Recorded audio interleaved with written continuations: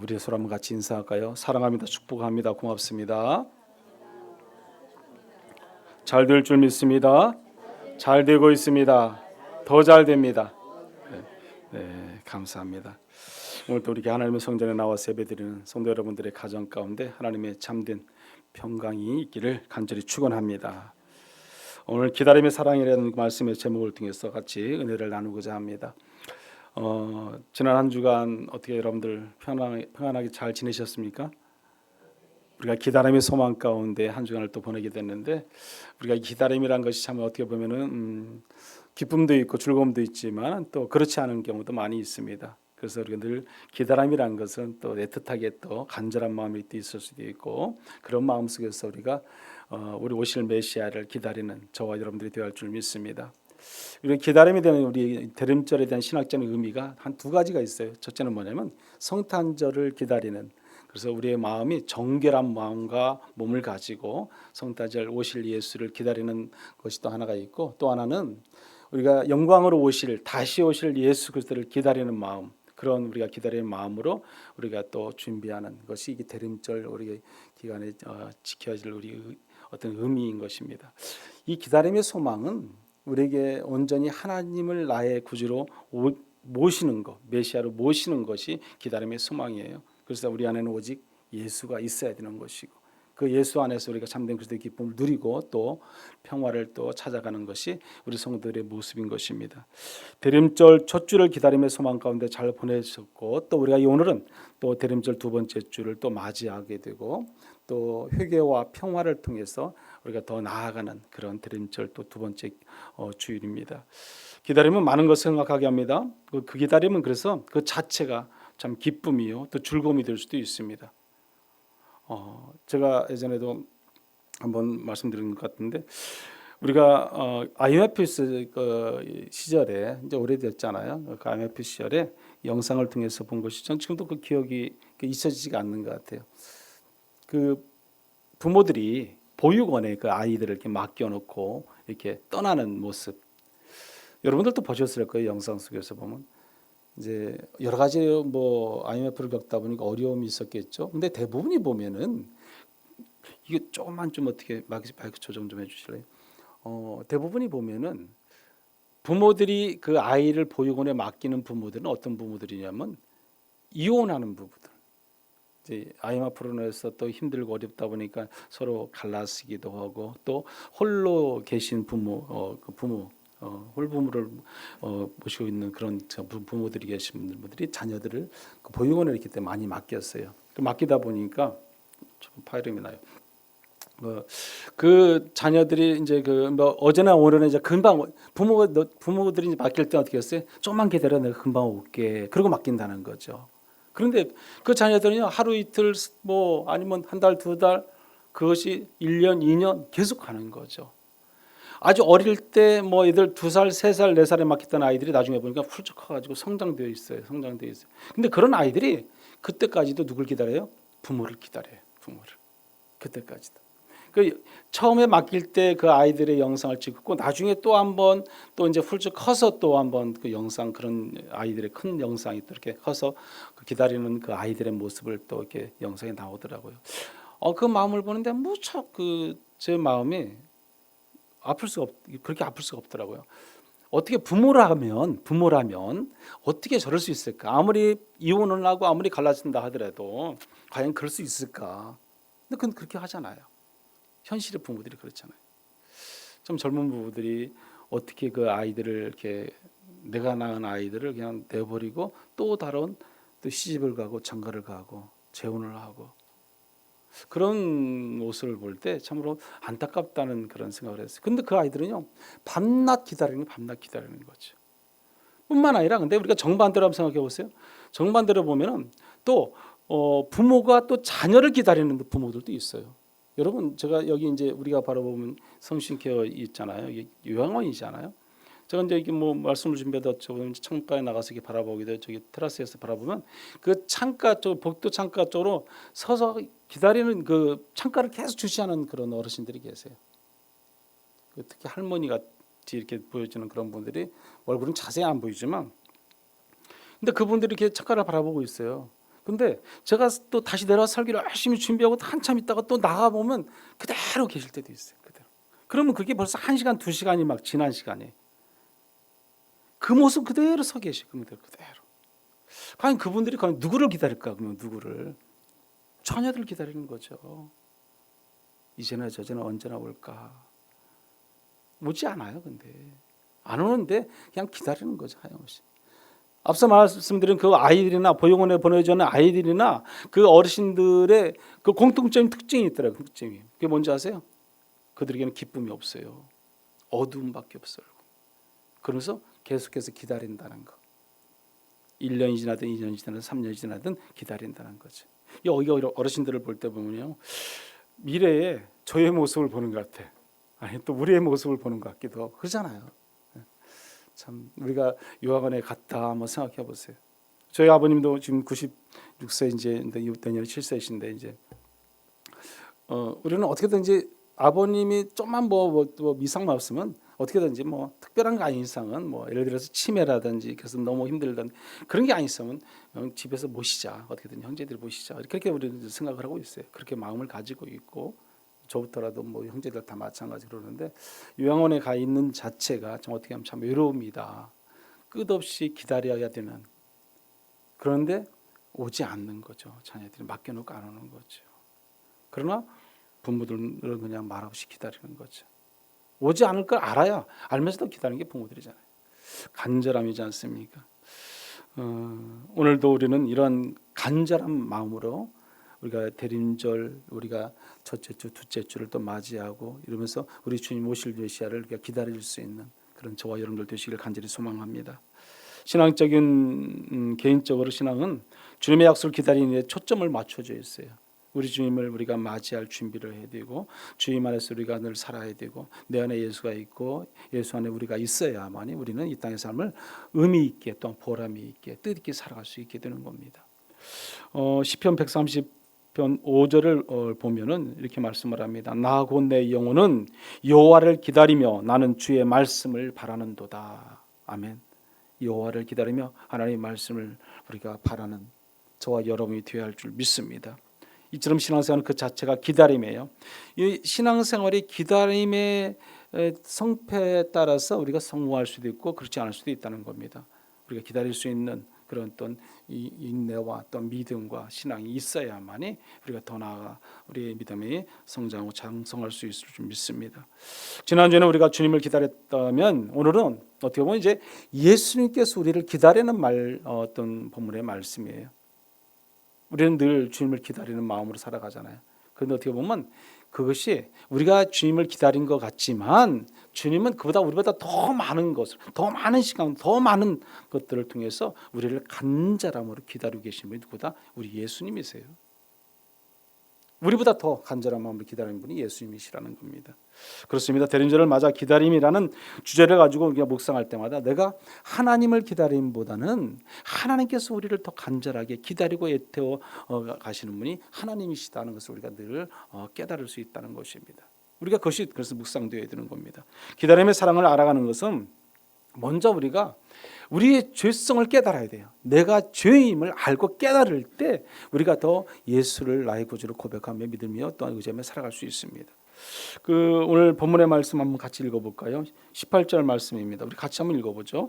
내가 일어나 아버지께 가서 이르기를 아버지 내가 하늘과 아버지께 죄를 지었사오니 아멘. 자, 아버지께 하나님께 내가 뭐를 했다? 죄를 지었다는 겁니다.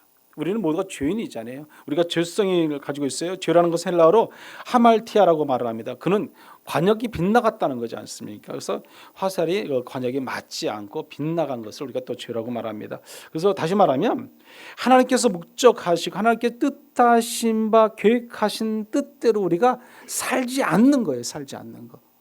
하나님의 방법대로 살아가지 않는 것. 세상적인 방법으로 살아가는 거죠. 그것이 바로 죄예요. 우리가 그 빗나간 삶인 거죠. 우리가 온전한 삶이 하나님께서 원하시는 뜻을 따라 살아가야 되는데 그 하나님께서 기뻐 받으실 삶이 아니라는 거죠.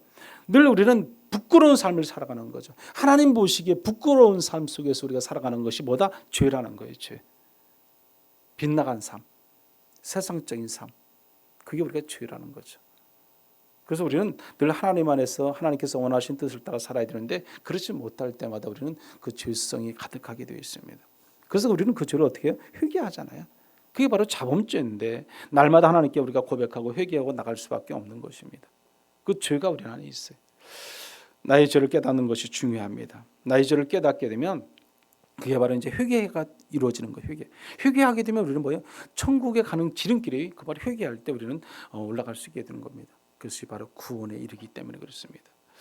성경에는 회개의 중요성 알았던 많은 선진들이 많이 있습니다. 구약에 보면 우리 마찬가지로 대표적으로 다윗이지 않습니까? 다윗은 얼마나 자기 죄를 깨달았을 때 깨닫자마자 회개하잖아요. 침상이 등들 뜰 정도로 눈물을 흘렸다고 말하잖아요. 그게 회개예요. 그래야 하나님 앞에 다시 설 수 있습니다. 우리 신약에도 보면 수없이 많은 사람들이 있지 않습니까? 세리도 회개할 뿐만 아니라 삭개오도 마찬가지고요. 베드로는 어떻습니까? 마찬가지 다 그렇게 회개한 사람들이 많았어요. 십자가 선상에서 우편 좌편 강도 중에 한 명도 하나님 앞에 그 자리에서 십자가 달리면서 회개하잖아요. 회개할 때 뭐예요? 구원을 받게 되는 거죠. 낙원에 들어가게 되는 거죠. 회개하지 아니하고는 우리가 살 수가 없는 것입니다. 오늘 본문에 나오는 많은 말씀 속에서 보면 이 돌아온 탕자는 예수님께서 직접 회개와 용서가 무엇인가를 직접 어떻게 가르쳤어요. 보면 탕자가 아버지께로 돌아오고자 하는 마음을 먹게 된 가장 큰 이유는 그가 현재 처해 있는 최악의 상황 그런 것들이 아니에요. 그는 오직 하나님의 그 아버지의 사랑을 알고 다시 깨달았다는 거죠. 기억했다는 거죠. 삶의 자리에 아버지께서 자기가 살아있을 때 그 가정에서 지낼 때 그렇게 사랑해줬고 그렇게 품어줬고 그렇게 끊임없이 베풀었던 그 끝없는 사랑을 다시 깨달았기 때문에 세상 나가서 방황하고 세상 나가서 허랑방탕한 일을 많이 했지만 세상에서 모든 삶을 이렇게 돌아봤지만 아버지만큼의 그 사랑은 찾을 수가 없었던 거죠. 그러니까 다시 깨닫고 돌아오는 거예요. 그것이 뭐예요? 아버지의 사랑이에요. 사랑. 하나님 아버지의 사랑이 우리 안에 있기 때문에 우리는 그 사랑을 다시 찾는 회복의 은혜가 있어야 할 줄 믿습니다. 이 탕자가 바로 그랬던 거죠. 아들은 아버지 곁을 떠났지만 그가 최종적으로 깨닫게 된 진리는 아버지의 보호하심 속에서만 자신이 자유함이 있다는 것을 알게 된다는 거예요. 아버지의 안에서만 아버지의 인도함 속에 내가 살아갈 때 나에게 자유함이 있고 나에게 행복이 있고 나에게 기쁨이 있고 나에게 즐거움이 있더라는 거죠. 그것을 어떻게 했다? 깨달았다는 거죠. 그게 뭐예요? 아버지의 사랑이죠. 하나님의 끝없는 사랑을 내가 알 때, 여러분 우리가 지금도 보면 10대란 애들은 집 나가잖아요. 집 나가 물론 이제 여러 가지 가정사 문제에 있어서 나난 자질도 많이 있지만 그렇지만 집 나가면 그 부모의 사랑 집에서 받았던 사랑보다 더 집 나가면 더 그런 사랑을 받나요? 못 받는 거죠. 더 비참한 삶의 자리가 이루어지는 거죠. 마찬가지예요. 우리가 부모님 품에 있을 때가 가장 큰 따뜻한 사랑인 거죠. 우리가 하나님 안에 있을 때 하나님의 그 참 사랑 가운데 살아갈 때 우리는 자유함을 누릴 수 있는 겁니다. 우리의 삶의 자리가 하나님과 함께하는 삶의 자리. 하나님을 떠나면 세상인 거거든요. 하나님을 떠나면 세상 한 부분에 우리가 또 들어갈 수밖에 없습니다. 그러면 우리는 방황할 수밖에 없는 것이고 고민할 수밖에 없는 것이고 또 어려운 가운데 우리는 지낼 수밖에 없다는 것입니다. 그렇습니다. 우리가 참된 회개란 하나님 아버지 사랑을 그 사랑 안에서 우리가 반응하는 거. 하나님의 사랑을 알아가는 것이고 깨달아가는 것이고 죄의 시초인 사탄에 두렵거나 또는 죄의 결과야 그가 두려워서 우리가 아니라는 겁니다. 죄를 짓지 아니하는 사람이 어디 있습니까? 다 죄를 져요. 우리는요. 죄인이라는 거죠. 원죄를 비롯해서 자본죄까지 우리는 죽을 때까지 전까지 우리는 죄를 범하게 되어 있습니다. 그때마다 우리는 하나님께 회개할 수밖에 없는 겁니다. 누가복음 22장에서 주님은 베드로에게 오늘 닭이 울기 전에 내가 3번 나를 모른다 할 것이라 이렇게 말씀을 합니다. 부인하잖아요. 3번.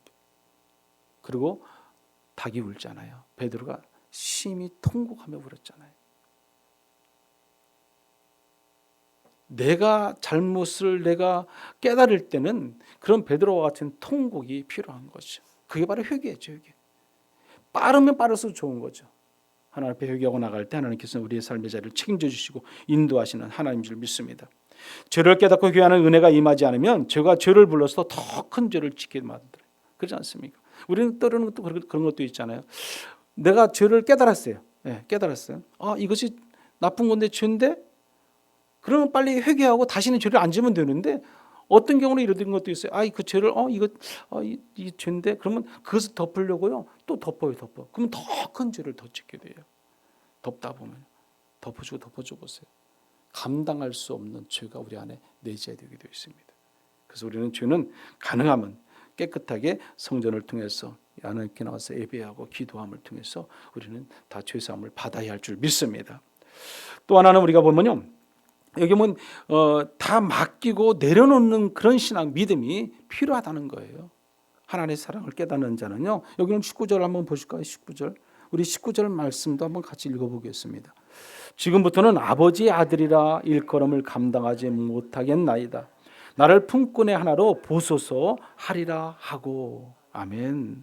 자, 그 이용규 선교사님이 쓴 그 내려놓음이라는 책을 우리 잘 알지 않았습니까? 그 다음에 더 내려놓는 책도 쓰기도 하고 많은 책들을 쓰셨지만은 그분이 내려놓음에서 하신 말씀, 이 말씀이 있어요. 우리가 다시 한번 제가 읽어드리면, 예수님을 따른다는 것은 나의 것을 내려놓고 십자가의 길을 따르는 것이다 그랬어요. 예수님의 내려놓음을 통해 하나님께서 사람들을 위한 구원의 문을 여셨듯이 우리의 내려놓음을 통해 하나님은 다른 이들을 위한 복의 문을 여실 것이다. 이렇게 말을 했어요. 내려놓음이란 게 얼마나 또 우리에게 소중한 것입니까? 또 내려놓았을 때 우리가 하나님이 나와 함께 하시는 은혜, 축복이 또 얼마나 큰가를 알 수 있습니다. 기다림의 비결은 또 하나님께 모든 것을 어떻게 한다? 내려놓는 것, 맡기는 것이라는 거죠. 의지하는 것이죠. 우리가 기다림에 실패하는 이유가 가운데 하나가 무엇이냐면, 내 힘으로, 내 능력으로, 내 생각과 내 판단과 주관을 통해서 뭔가를 이루어 보려고 하는 것이 문제인 거죠. 내 힘으로 다 되지가 않습니다. 오직 주님께 모든 걸 맡길 때, 의지할 때 하나님께서는 나보다, 내가 가지고 있는 것보다 생각보다 더 좋고 더 크고 더 놀라운 역사를 기적과 같이 베푸시는 분이 하나님이세요. 그 하나님을 우리가 알고 깨닫는 것이 은혜라는 것이죠. 시편 55편 22절에 보면 이렇게 말씀합니다. 우리 한번 같이 읽어볼까요? 내 짐을 여호와께 맡기라. 그가 너를 붙드시고 의인의 요동함을 영원히 허락하지 아니하시리로다. 아멘. 하나님께 맡기면요, 우리가 요동할 필요도 없고 우리가 흔들릴 필요도 없고 우리가 방황할 일도 없습니다. 하나님께서 우리를 책임져 주시잖아요. 책임져 주시. 우리 시편 37편 5절에도 뭐라고 말씀합니까? 내 길을 여호와께 맡기라. 그를 의지하면 그가 이루어 주신다고 분명히 말씀합니다. 맡깁니다. 하나님께 맡길 때 하나님께서 책임져 주시는 건 분명한 사실입니다. 근데 우리가 맡기지 못하니까 우리가 하나님의 뭘 못 받아요? 도움을 못 받는 거예요. 하나님은 반드시 우리가 맡기면은요, 의지하면요, 책임져 주세요. 그게 바로 믿음이에요. 내 믿음에 따라서 우리가 맡길 수 있고 맡기지 못할 수 있는 거예요. 맡겨보세요. 맡기면 맡기는 만큼 하나님께서 그보다 더 큰 은혜와 축복으로 함께 하실 줄 믿습니다. 저는 이번 저희 가족 여행을 통해서 형제들과 이제 많은 이야기를 나눴어요. 시간들이 이렇게 같이 4박 5일 동안 같이 있을 수 있는 시간이 없었잖아요. 있으면 하루 정도 명절 때 오면 만나고 가고 있다 보니까 같이 이런저런 얘기를 많이 나누게 되고, 그래서 옛날 어렸을 때 우리 자랄 때 이 얘기도 막 했어요. 그래서 형이 누굴 때리고 맞고 그런 얘기를 했잖아요. 처음 한 거지, 처음 이제 이렇게. 그래서 내가 그랬어요. 이거 둘째 형님이 셋째 형님 그때 때리고 막 이렇게 얘기했더니, 때린 사람은 몰라요. 본인은 몰라. 맞은 사람은 다 기억해. 근데 내 형님은 내가 물어봤더니 맞은 사람은 다 기억하고 있죠. 저도 기억해. 옆에서 지켜본 사람도 기억해. 근데 본인은 몰라. 때린 사람은 모르더라고요. 저도 제가 제 동생을 때렸거든요. 제가요. 제 동생을 때렸어요. 이번에도 그랬어요. 내가 다시 사과한다고, 내가 미안하다고 내가 사과했는데, 근데 동생은 그러더라고.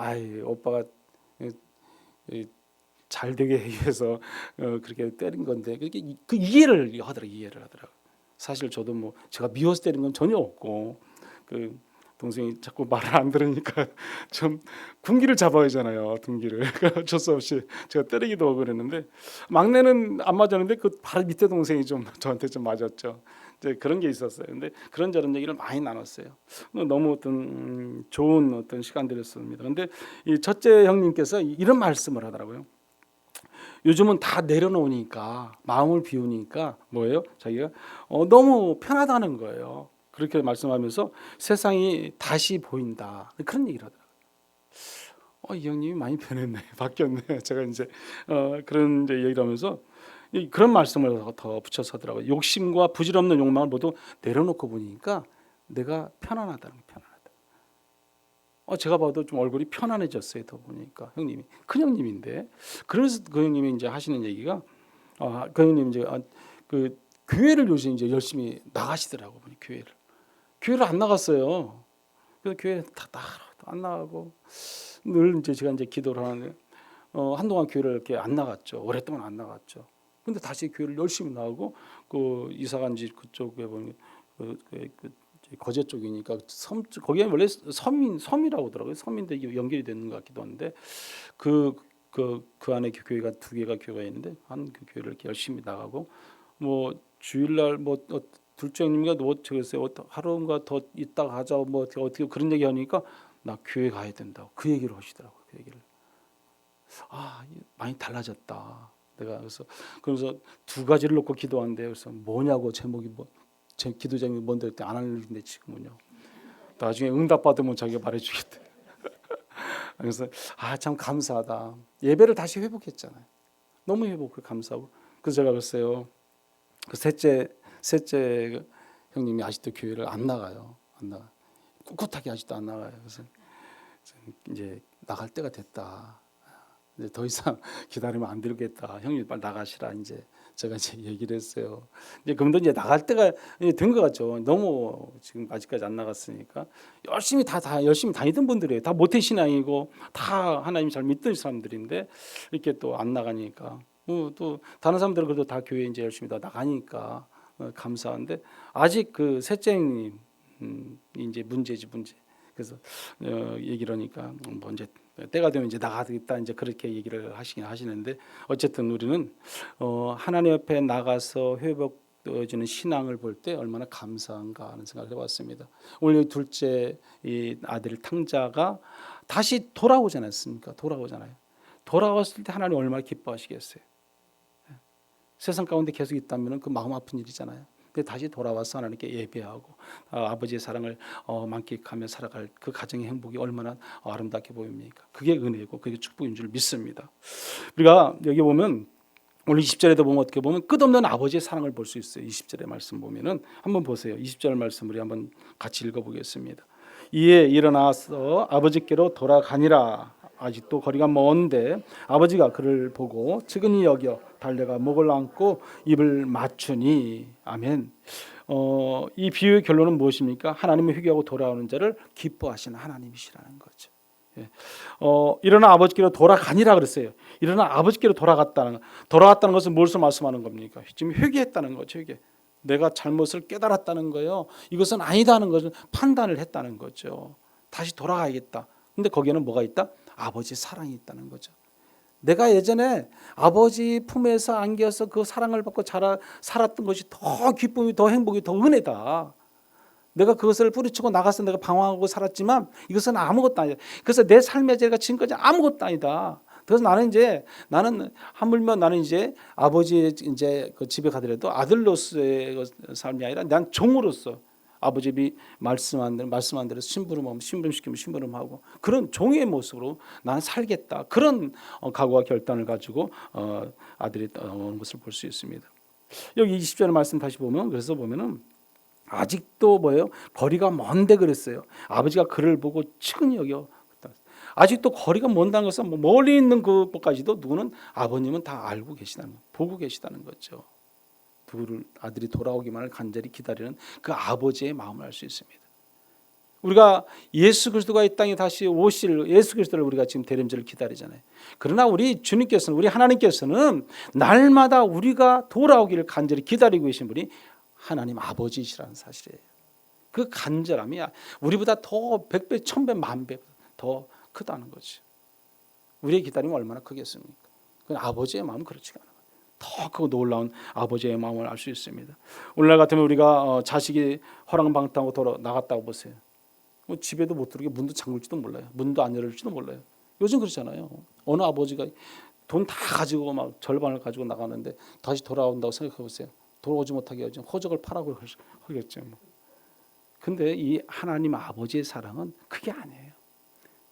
먼데 그 아들이 저 멀리 있는 거 우리는 뭐 볼 수 없지만 아버지는 그것을 알고 달려가서 목을 안고 입을 맞추고, 그게 아버지의 사랑이라는 거죠. 오늘날 우리 하나님 아버지의 사랑이 그와 같은 사랑임을 여러분들 믿으시기 바랍니다. 아버지의 사랑, 그래서 끝없는 사랑인 거죠. 끝없는 사랑. 우리를 이해하고 용서하고 뭐예요? 끝까지 기다려주는 사랑이 아버지의 사랑인 거예요. 그게 오늘 하나님의 사랑인 겁니다. 우리는 그 사랑을 통해서 살아갑니다. 그 사랑을 먹고 살아가는 거죠. 그래서 우리 또한 하나님을 믿는 믿음의 성도로서 우리가 주변과 이웃과 형제들을 사랑하는 것이 그와 같은 사랑이 필요합니다. 하나님을 사랑하고 이웃을 사랑하라, 분명히 세 계명을 우리에게 주셨잖아요. 그러면 우리는 하나님 말씀대로 살아가는 거예요. 그 계명을 가지고 우리도 이웃을 사랑하고 내 형제를 사랑하고 주변을 사랑하고 예수 그리스도를 다시 만나고 영접할 수 있도록 만들어가는 것이 우리가 해야 할 사명인 줄 믿습니다. 그 사랑이 오늘 저와 여러분 가운데 있기를 간절히 축원합니다. 하나님은 지금도 우리를 하나님의 품으로 돌아오기를 간절히 기다리십니다. 마태복음 우리가 11장 28절에 보면 수고하고 무거운 짐진 자들아 다 내게 오라 그랬어요. 내가 너희를 쉬게 하리라 말씀합니다. 내게 오면 우리 하나님께서는 분명히 우리에게 쉼을 주시고 뭘 주세요? 평안을 주시는 분이 하나님이세요. 그 하나님의 말씀대로 우리가 늘 살아가야 됩니다. 세상에서 우리가 삶에 지치고 힘들고 어려울 때마다 더욱 우리는 하나님을 찾아야 돼요. 그걸 하나님께 모든 걸 맡기고 의지해야 되는 거죠. 그때 하나님께서 우리를 책임져 주시고 끝없는 하나님의 사랑을 실천해 주셔서 그 사랑을 통해서 우리를 먹고 힘을 얻고 능력을 얻고 살아가게 되는 것입니다. 이 대림절은 우리에게 구원과 평안을 주시기 위해서 오신 아기 예수님을 우리가 기다리는 절기가 대림절입니다. 그러면 하지만 하나님의 편에서 보면 우리에게 구원의 평안을 주시기 위해서 하나님께서 끝까지 우리를 참으시고 이해하시고 용서하시고 기다리는 절기인 것이죠. 우리 하나님께서는 더 있어 참으시고 간절함으로 우리를 기다리시는 그런 절기가 이번 대림절 절기인 것입니다. 하나님께서 우리를 간절히 기다리시는 그 절기임을 우리가 알아야 됩니다. 우리가 간절히 기다리는 하나님께를 더 가까이 나아가서 하나님께서 원하신 뜻을 따라 정말 하나님 기뻐하신 일이 무엇인가를 찾아가고 우리가 이 땅의 삶을 좀 더 우리가 영광된 영으로 오실 예수 그리스도를 온전히 기다리는 그런 은혜의 절기, 그런 은혜의 절기를 통해서 우리가 참된 회개와 평화가 넘쳐나는 그런 한 주간이 되기를 간절히 축원합니다. 우리 같이 한번 기도합니다. 우리 기도의 제목 놓고 기도하겠습니다. 우리가 죄의 이름을 깨닫는 은혜를 달라고 이 시간 같이 한번 기도해 주시기 바랍니다. 참된 회개의 자리로 나아갈 수 있는 저희들 되게 해달라고, 하나님께 우리의 삶을 다 맡기고 내려놓게 해달라고, 책임져 달라고 기도하십시오. 죄인을 용서하시고 사랑하시는 하나님의 끝없는 사랑을 우리가 깨닫고 알게 해달라고 기도하십시오. 하나님 아버지의 사랑으로 참 평안을 그래서 누리고 살아가는 우리 모두가 되게 해달라고 같이 한번 기도합니다. 주여 한번 저 기도하겠습니다.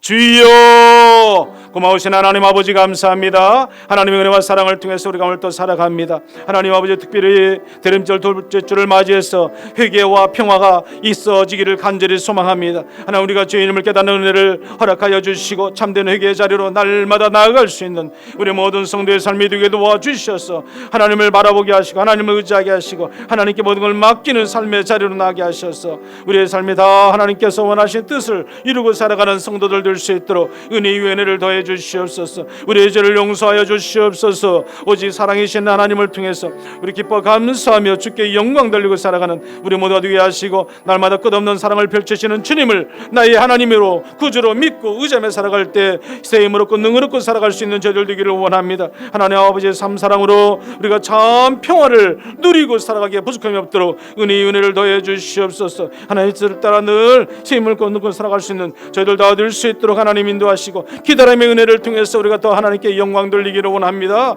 오직 하나님께서 인도하셔서 많은 조상들도 하나님 기다림을 통해서 많은 은혜를 누렸던 것처럼 우리 또한 아버지 하나님 너와 같이 아버지 하나님 그런 기다림을 통해서 우리가 참된 행복을 찾아갈 수 있도록 인도하여 주시옵소서. 우리가 날마다 우리의 죄를 회개하고 깨닫고 살아가는 저희들 될 수 있도록 인도하여 주시옵소서.